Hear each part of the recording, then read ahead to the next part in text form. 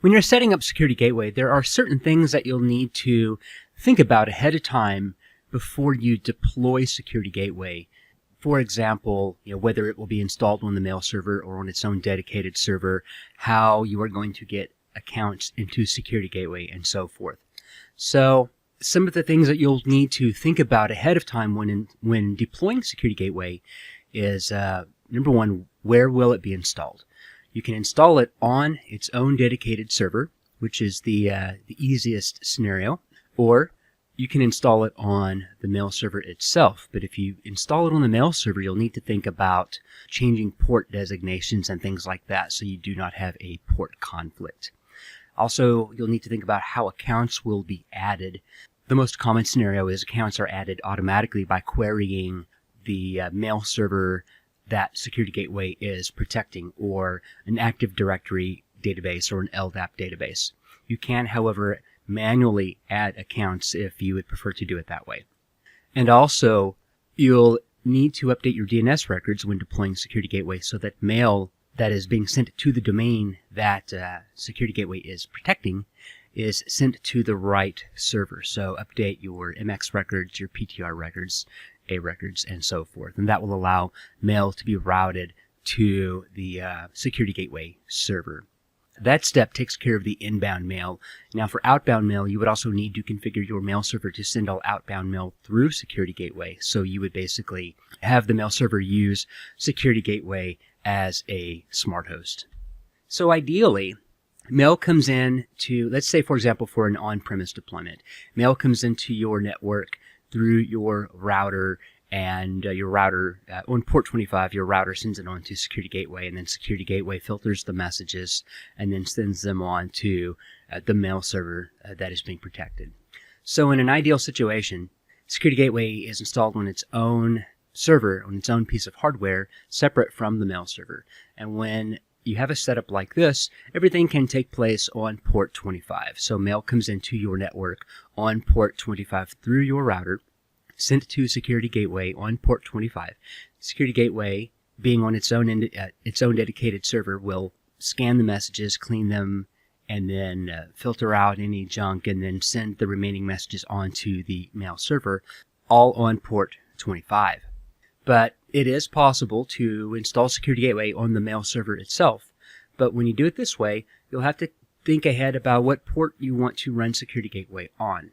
So in an ideal situation, mail arrives into your network on port 25 and reaches Security Gateway on port 25. And then in this situation, in the example I'm showing here, because they're installed on the same machine, the mail server is configured to use port 26 as the SMTP port. Now when you configure it that way, your users will need to make sure that their mail clients are configured to use port 26 instead of port 25 for SMTP. But that is the most straightforward approach for installing them on the same server. And that also applies to outbound mail. So your mail server, in this case, would be, for example, let's say an Exchange server running on port 26 on the same server that Security Gateway is on. Well, you would configure a smart host in the mail server to send all mail to that smart host. But in this case, that smart host is really localhost, basically, or the host name of the local machine. But instead, you'll specify port 25. So the mail server is in essence sending mail to the same machine, but it's sending it to port 25 instead, and then it gets sent out through Security Gateway on port 25. Another way to configure it that is less common is if you configure the settings on your router to translate the port. So everything arrives on port 25 on your router, and instead of listening in on port 25, you have Security Gateway configured to listen in on port 26 for SMTP traffic. So the router is configured to take those connections that came in on port 25 and send them on to the Security Gateway server on port 26. Security Gateway then scans the messages and then sends them basically to localhost again to the same server, but this time on port 25. That scenario allows your users to not have to change their mail clients to listen in on port 26, but it's not as straightforward as setting it up the other way where Security Gateway is listening in on port 25. And likewise, you'll want to configure it for outbound as well. So again, your mail server would be sending basically to localhost in this scenario, except localhost, of course, that being Security Gateway, because it will be installed on the same server as the mail server.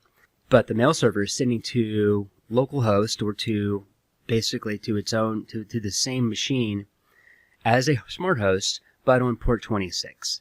Security Gateway then sends the mail out using port 26, and your router would be configured to convert that traffic to port 25 and then send it out that way. So different ways to configure it, but the most straightforward way is to have Security Gateway listening in on port 25 and then have your mail server on port 26, and then have the clients configured to send mail on port 26 accordingly.